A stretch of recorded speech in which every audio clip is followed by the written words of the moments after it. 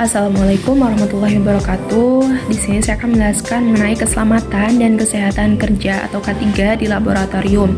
Sebelumnya, perkenalkan saya Salwa Sasabella, nomor induk mahasiswa 4512420012.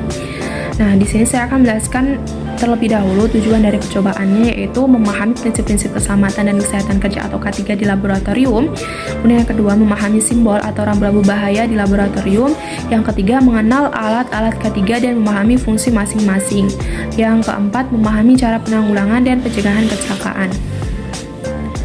Nah, kemudian masuk pada landasan teori, di mana laboratorium adalah tempat yang digunakan untuk mengembangkan ilmu pengetahuan melalui berbagai penelitian dan percobaan. Nah, dalam kegiatan penelitian dan percobaan tentunya menggunakan bermacam-macam jenis alat dan bahan kimia untuk menunjang kegiatannya. Dan beberapa fasilitas pendukung lainnya seperti air, gas listrik, dan almari asam, dan tentunya alat bahan kimia.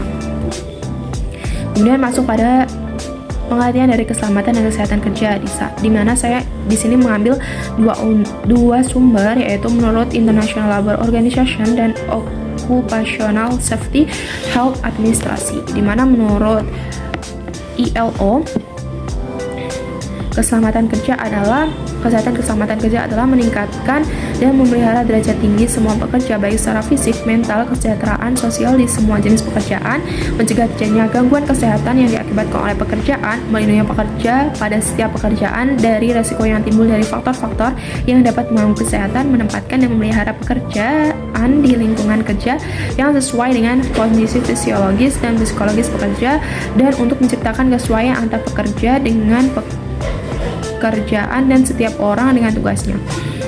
Definisi K3 disampaikan oleh ILO berbeda dengan yang disampaikan oleh OSHA, di mana pengertian K3 menurut OSHA adalah multidisiplin ilmu yang terdiri atas fisika, kimia, biologi, dan ilmu perilaku dengan aplikasi pada manufaktur, transportasi, penanganan material bahaya. Kemudian masih membahas pada keselamatan dan kesehatan kerja, di mana diambil dari 3 unsur, yaitu keselamatan kerja, kesehatan kerja, dan keamanan kerja. Keselamatan kerja sendiri memiliki arti keadaan terhindar dari bahaya selama melakukan pekerjaan. Kemudian untuk kesehatan kerja adalah kondisi kesehatan bertujuan untuk pekerja memperoleh derajat kesehatan setinggi-tingginya, baik jasmani, rohani, maupun sosial melalui pencegahan dan pengobatan terhadap penyakit yang disebabkan pekerjaan dan lingkungan kerja. Menurut Undang-Undang Pokok Kesehatan RI Nomor 9 Tahun 1960 Bab 1 Pasal 2, keadaan sehat diartikan sebagai kesempurnaan keadaan jasmani, rohani, dan kemasyarakatan.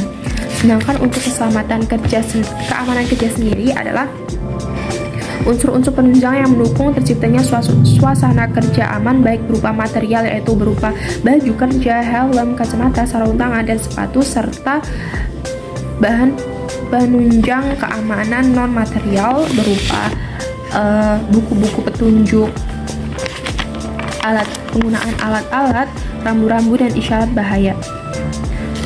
Kemudian masuk pada kecelakaan kerja, di mana kecelakaan kerja dapat terjadi karena adanya 2 golongan, yaitu golongan pertama adalah faktor mekanis dan lingkungan, yang kedua adalah faktor manusia, di mana beberapa penelitian yang telah dilakukan menunjukkan bahwa faktor manusia menempati posisi yang sangat penting terhadap kecelakaan kerja, yaitu 80-85% menurut Suyono tahun 2013. Kemudian untuk menjaga keamanan dan kesejahteraan yang ada di laboratorium, kita perlu memahami simbol-simbol bahaya bahan kimia, di mana terdapat pada slide, yaitu ada lambang iritan atau XI, yaitu bahan yang menyebabkan iritasi. Contohnya yaitu NaOH, C6H, 5OH, dan Cl2. Kemudian ada harmful, di mana bahan yang dapat merusak kesehatan tubuh bila kontak langsung dengan tubuh atau melalui inhalasi. Kemudian ada toksik, di mana bahan yang bersifat racun dan dapat menyebabkan sakit serius bahkan kematian bila tertelan atau terhirup. Kemudian ada korosif, ada very toxic, yaitu bahan yang bersifat sangat beracun dan dapat menyebabkan sakit kronis bahkan kematian, yaitu contohnya ada kalium cyanida, nitrobenzen, dan atripin. Kemudian ada korosif, yang lambangnya C, yaitu bahan bersifat korosif. Kemudian ada flammable, bahan kimia yang mempunyai titik nyala rendah. permukaan metal panas atau loncatan bunga api, mudah terbakar dengan api bunsen. Kemudian ada highly flammable atau lambangnya F, di mana mudah terbakar di bawah kondisi atmosferik biasa atau mempunyai titik nyala rendah di bawah 21 derajat Celcius. Kemudian extremely flammable, bahan yang amat sangat mudah terbakar. Kemudian ada eksplosif, bahan yang bersifat mudah meledak. Kemudian ada oxidizing, bahan kimia bersifat pengoksidasi. Kemudian ada dangerous for the environment, yaitu bahan kimia berbahaya bagi satu atau beberapa komponen lingkungan. Kemudian ada flammable solid, yaitu padatan yang mudah terbakar. Kemudian ada flammable liquid, cairan yang mudah terbakar. Kemudian ada flammable gas, simbol pengaman yang digunakan pada tempat yang penyimpanan material gas yang mudah terbakar. Kemudian ada spontaneously combustible substance, yaitu material yang dapat secara spontan mudah terbakar. Kemudian ada dangerous when wet, yaitu material yang bereaksi cukup keras dengan air. Kemudian ada oxidizer, ada organic peroxide.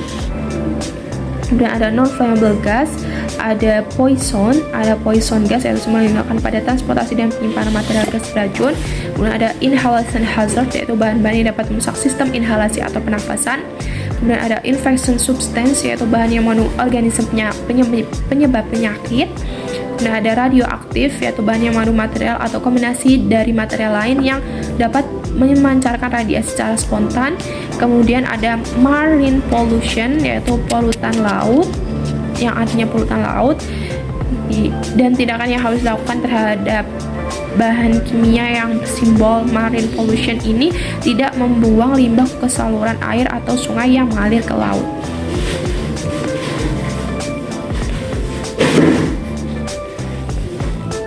Kemudian masuk pada akibat kecelakaan penggunaan bahan kimia di laboratorium, diantaranya ada keracunan, iritasi, dan kebakaran. Keracunan sendiri sebagai akibat masuknya bahan kimia ke dalam tubuh melalui paru-paru, mulut, dan kulit. Nah, keracunan dapat berakibat fatal, misalnya hilang kesadaran atau gangguan kesehatan yang baru dirasakan setelah beberapa tahun tidak bekerja di laboratorium. Kemudian ada iritasi, yaitu sebagai akibat kontak dengan bahan kimia korosif, dapat berupa peradangan pada kulit. Kebakaran atau luka bakar, yaitu sebagai akibat ledakan bahan-bahan reaktif seperti peroksida dan bahan-bahan pelarut organik.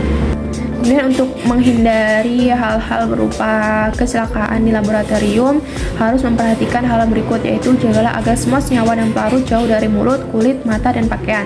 Hindarilah dari menghirup uap atau debu. Untuk mencium gas, kibaskan gas menggunakan tangan sampai bau tercium.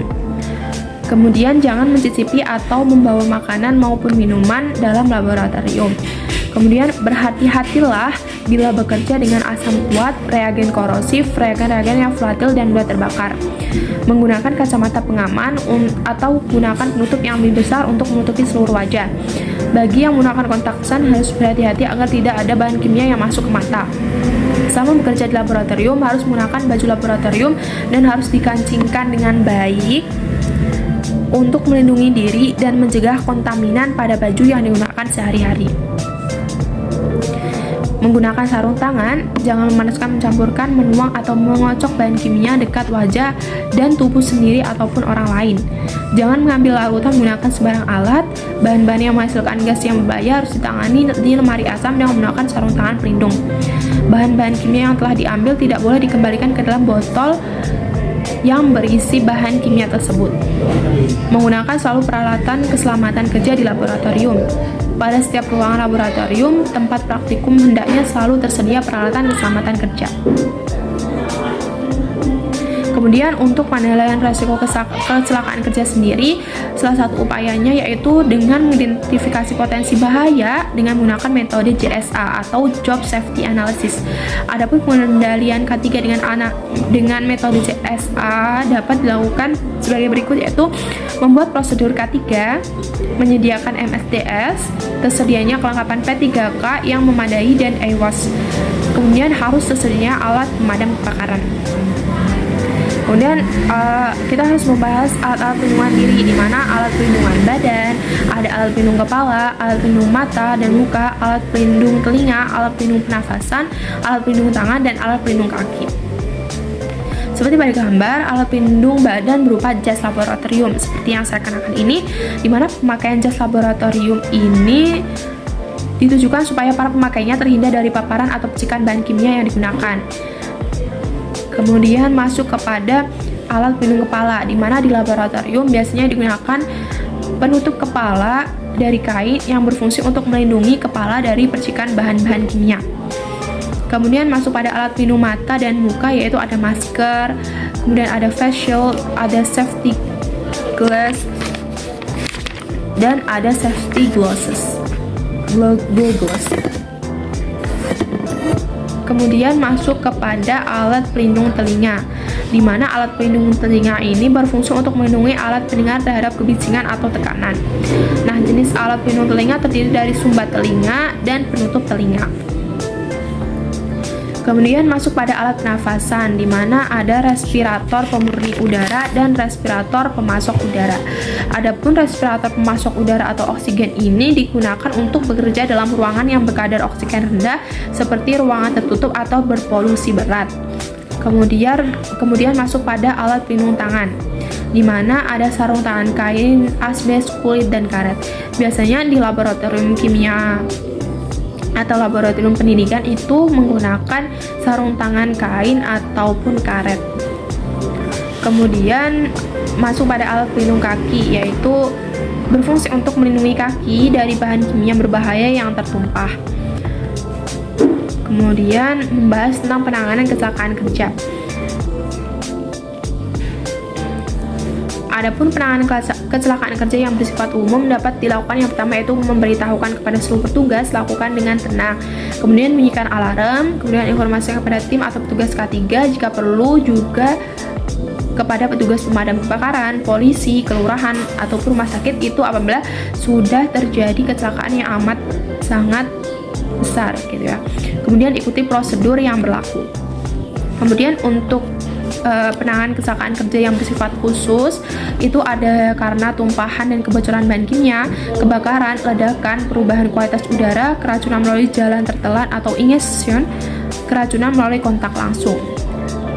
Adapun penanganan untuk tumpahan dan kebocoran bahan kimia, yaitu cucilah mata atau kulit, dipancurkan air atau shower terdekat bila terkena bahan kimia, ikuti semua petunjuk MSDS tentang proses netralisasi bahan kimia yang berbocor atau tumpah tersebut sebaik-baiknya. Bila tumpahan diperkirakan dapat menimbulkan kebakaran dan ledakan, segera tinggalkan ruangan. Kemudian untuk kebakaran sendiri, tutuplah katup aliran gas keluar ruangan jika terjadi pada cerobong asam. Semprotkan air atau bahan lainnya ke lokasi kebakaran dengan alat pemadam api ringan atau APAR seperti pada gambar. Kemudian bungkuslah tubuh petugas dengan selimut bila pakaian terbakar dan petugas tersebut berguling-guling di lantai. Matikanlah aliran listrik, semua petugas segera meninggalkan ruangan, segera hubungi petugas pemadam kebakaran. Kemudian untuk ledakan, yaitu selamatkan jiwa petugas, kemudian berikan pernafasan buatan bila diperlukan, tapi jangan dari mulut ke mulut. Kemudian hentikan pendarahan bila terjadi, kemudian evakuasi korban ke rumah sakit. Kemudian untuk perubahan kualitas udara sendiri, yaitu yang pertama, tinggalkan segera ruangan laboratorium, kemudian pakailah alat respirator self-contained air breathing approach atau SCBA, buka saluran pintu dan jendela ruangan. Kemudian keracunan melalui jalan tertelan, yaitu periksalah bibir dan rongga mulut korban, kemudian keluarkan sedapat mungkin bahan-bahan yang tersisa dari mulut korban. Lakukan bantuan pernafasan buatan secara manual bila diperlukan. Cobalah untuk membantu korban memuntahkan bahan kimia yang tertelan. Ambillah sampel dari bahan muntahan jika memungkinkan sebagai bahan analisa. Letakkan spatel yang sudah dibungkus kasa di antara gigi atas dan bawah korban kalau kejang-kejang. Nah, bila kejang-kejang sudah meredat, tengkurapkan korban agar cairan ada di dalam mulut korban dapat keluar dengan mudah. Kemudian longgarkan pakaian korban terutama di sekitar leher, dada, dan pinggang. Kemudian keracunan bila melalui kontak langsung, yaitu yang pertama bila kena mata, dikeluarkan lensa kontak bila memakai. Kemudian cucilah mata yang terkena dengan semprotan air selama 15 menit. Kemudian jangan gunakan salep mata atau bahan netralisasi. Kemudian keracunan melalui kontak bila terkena kulit, yaitu cuci tangan sehingga bersih jika bahan kimia mengenai kulit. Kemudian mandikan korban di pancuran dan pakailah apron dan sarung tangan. Kemudian bersihkan dengan teliti lipatan atau rongga tubuh korban. Posisi kepala korban harus lebih tinggi dari tubuh untuk menghindari cipratan ke mata korban. Kemudian yang terakhir yaitu semprotkan air ke tubuh dan cuci mata. Mata ini bisa dilakukan dengan posisi korban duduk dengan kepala menengadah. Nah, mungkin cukup sekian penjelasan dari saya mengenai kesehatan dan keselamatan kerja. Kurang lebihnya mohon maaf. Wassalamualaikum warahmatullahi wabarakatuh.